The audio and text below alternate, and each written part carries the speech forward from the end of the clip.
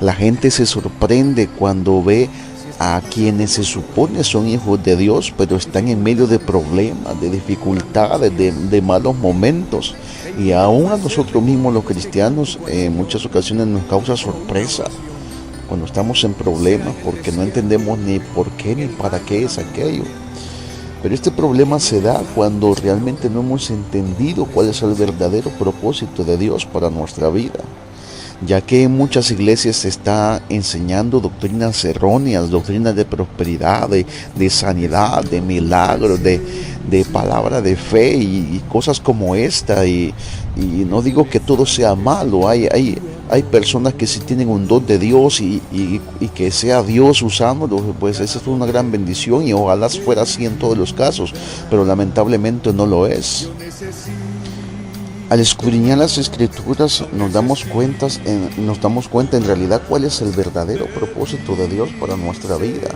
Y el propósito principal de Dios es la redención del ser humano de su pecado, para que de esta manera pueda ser partícipe de la vida eterna que Cristo nos ha dado por medio de su sacrificio en la cruz del Calvario. En 2 de Pedro capítulo 3 y versículo 9 nos dice un versículo que es muy importante y es necesario que nosotros lo sepamos, porque esto nos da una luz clara de cuál es el propósito verdadero de Dios para nosotros.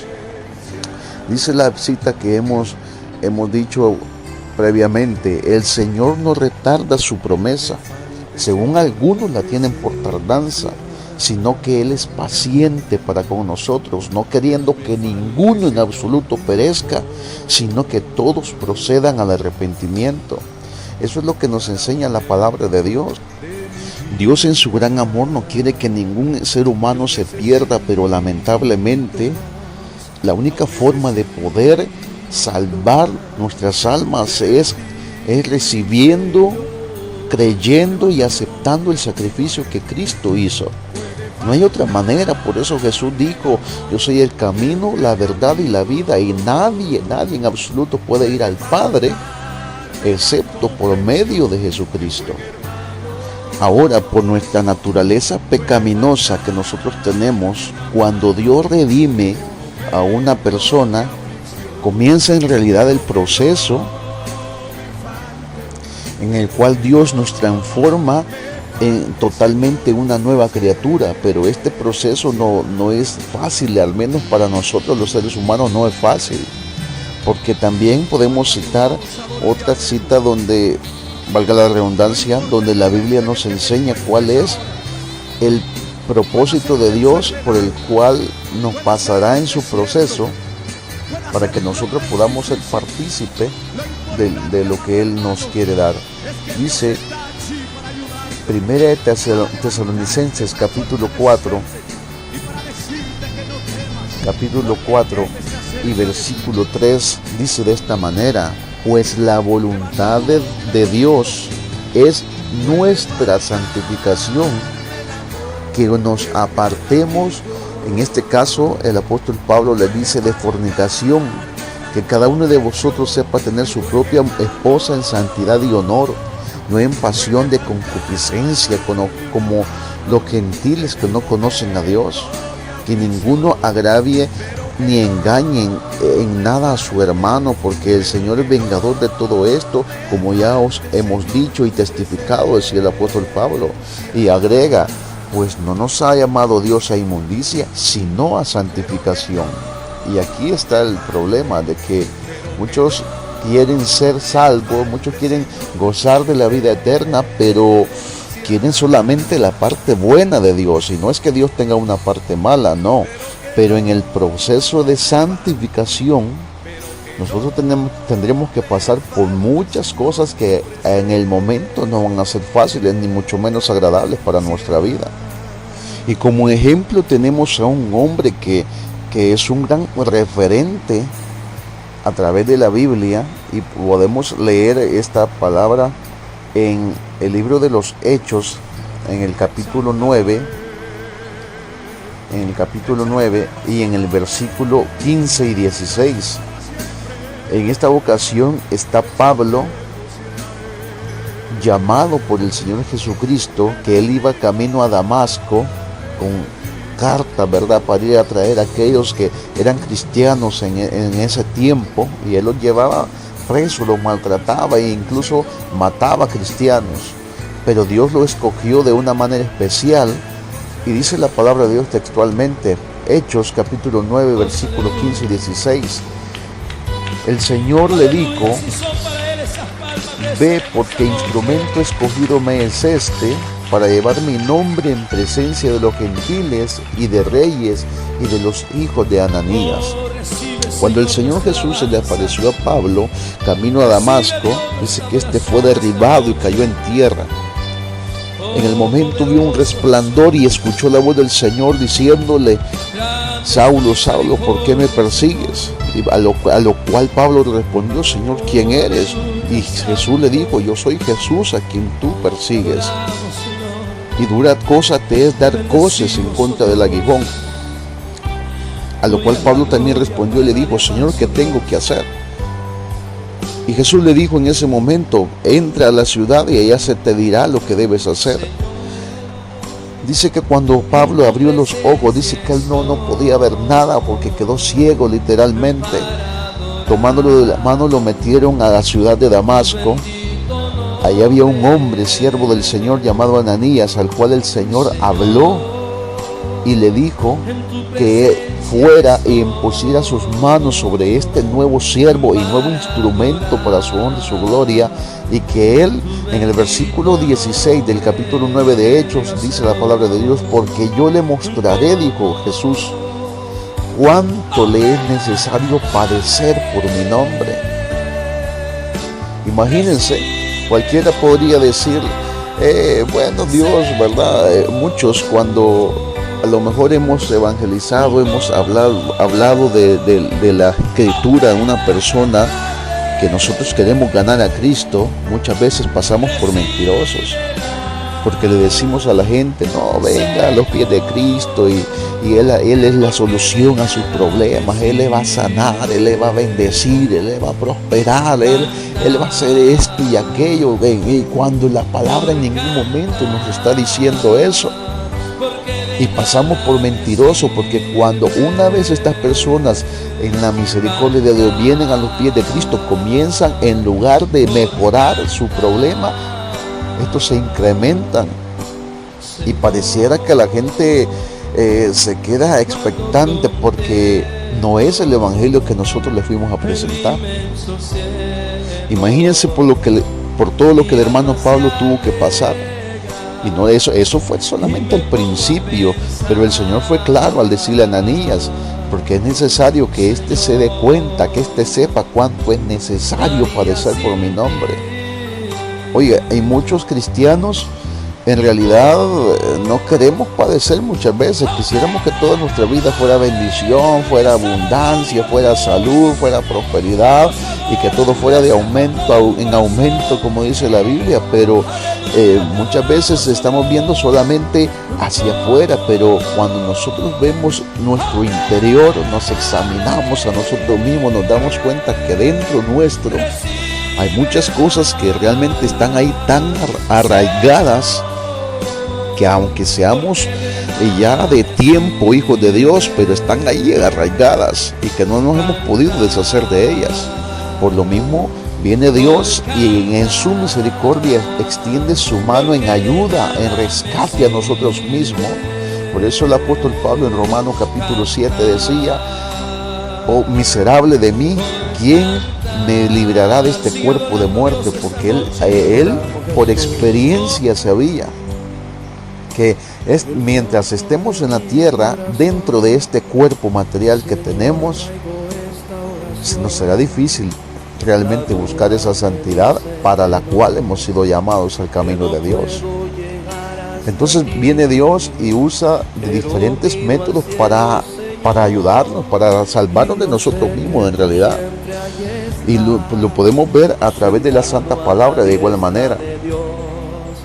Si leemos la carta a los Hebreos, el autor de esta carta, quien muy probablemente fue el apóstol Pablo, nos dice en el capítulo 12, y lo leeremos desde el versículo 6 en adelante. Dice de esta manera: porque el Señor al que ama, óigase bien, ¿qué hace?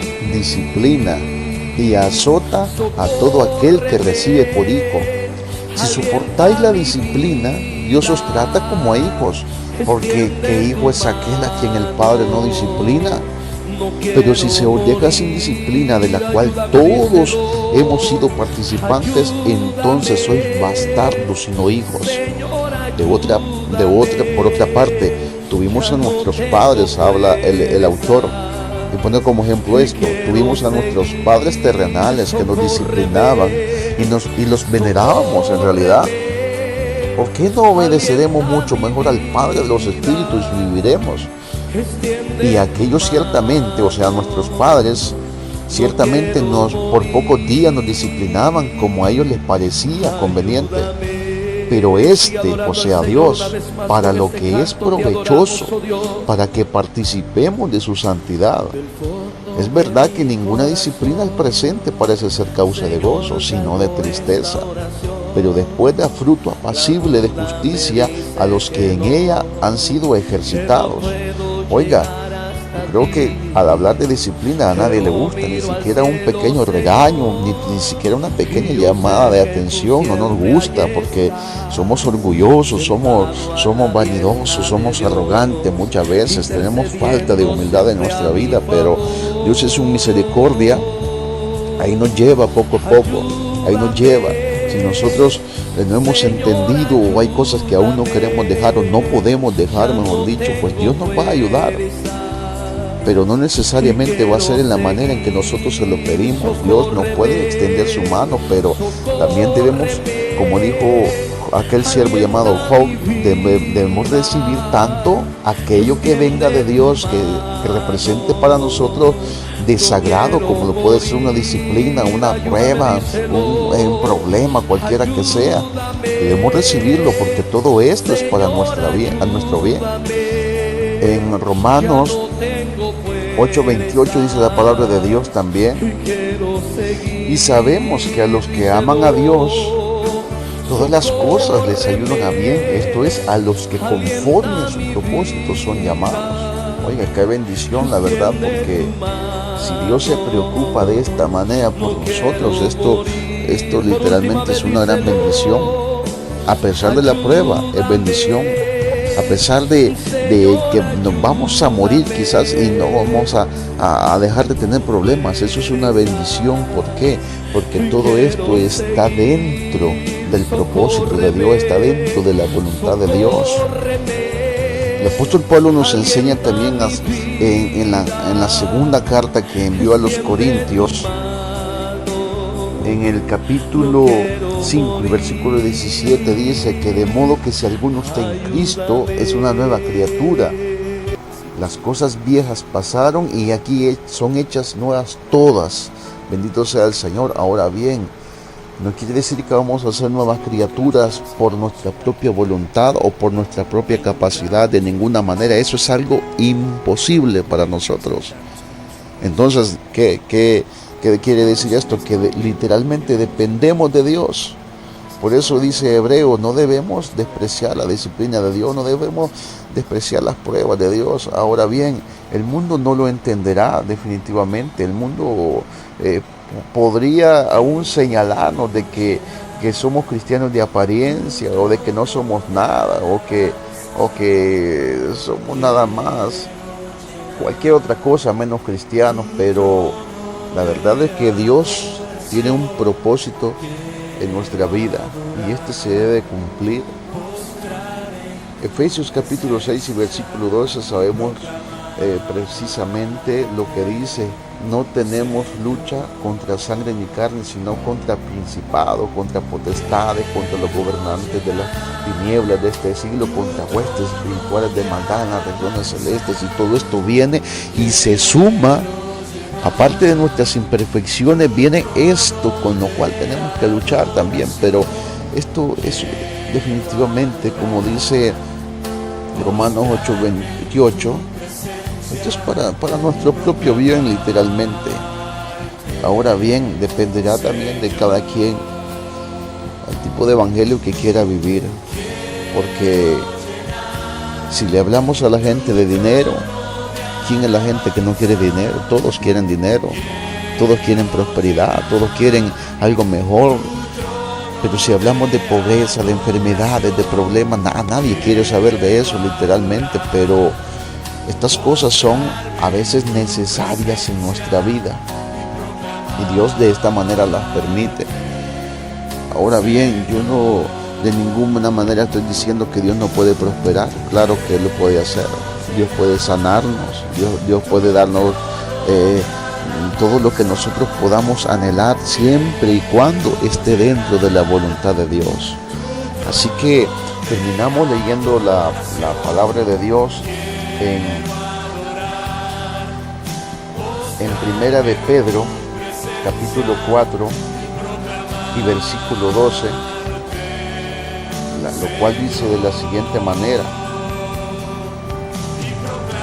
amados, no os sorprendáis, decía el apóstol Pedro, del fuego de prueba que os ha sobrevenido, como si alguna cosa extraña os aconteciese, sino gozaos por cuanto sois participantes de los padecimientos de Cristo, para que también en la revelación de su gloria os gocéis con gran alegría. Y ojo a lo que dice: si sois vituperados por el nombre de Cristo, sois bienaventurados, porque el glorioso Espíritu de Dios reposa sobre vosotros. Ciertamente de parte de ellos, o sea del mundo, es blasfemado, pero por vosotros es glorificado.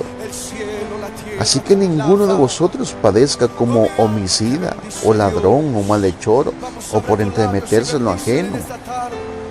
Pero si alguno padece como cristiano, no se avergüence, sino le glorifique a Dios por ello. Porque es tiempo de que el juicio comience, oiga, cuidado, por la casa de Dios, no por el mundo, por la casa de Dios.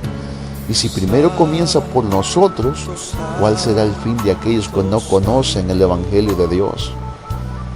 Y si el justo con dificultad se salva, ¿en dónde aparecerá el impío y el pecador? De modo que los que padecen según la voluntad de Dios, encomienden sus almas al fiel Creador y hagan el bien. Oiga, lo que el apóstol Pedro nos está diciendo en realidad es que nosotros, independientemente de la circunstancia en la que nos encontremos, en realidad debemos sentirnos privilegiados, dichosos. ¿Por qué? Porque a pesar de los problemas, a pesar de cuánta dificultad, de cuánto momento desagradable, de cuánto momento que han sacado lágrimas de nuestros ojos y hemos tenido que sufrir y padecer y aguantarnos, pero hay una promesa eterna de parte de Dios, quien no miente, quien es fiel a su palabra, y que un día estaremos juntamente con Él. Esa es nuestra esperanza, gloria a Dios, aleluya. El mundo podrá vernos como locos, como escoria, como lo que sea, no importa. Nosotros debemos seguir perseverando en el camino de Dios. Y a aquel que no le ha conocido, pues déjeme decirle la verdad. El Evangelio en realidad es para valientes, dice en los Evangelios, es para violentos. ¿Por qué? Porque esto no es para cualquiera. En el mundo hay problemas, hay sufrimiento, hay cualquier cosa, de cualquier situación también. Pero no se compara como estar en el camino de Dios. ¿Por qué? Porque si en el mundo sufrimos también, pero allá no teníamos esperanza alguna. Pero ahora en el camino de Dios, en el Evangelio de nuestro Señor Jesucristo, hay sufrimiento, hay padecimiento, pero hay algo que nos mantiene firmes. Una cosa es la gracia de Dios, la misericordia del Señor, y otra cosa es la esperanza que Dios nos ha dado para que nosotros permanezcamos en su camino. Jesús dijo en los Evangelios: a preparar morada voy, y si así no fuera, yo no lo hubiese dicho. Esa es nuestra esperanza. De aquí quizás nunca vamos a alcanzar quizás nuestros sueños, nuestros anhelos, nuestros deseos, pero si ese fuera el caso, la honra y la gloria sea para Dios. Porque podremos morir enfermos, podremos morir pobres, podremos morir serios problemas, pero siempre y cuando nuestra mirada esté puesta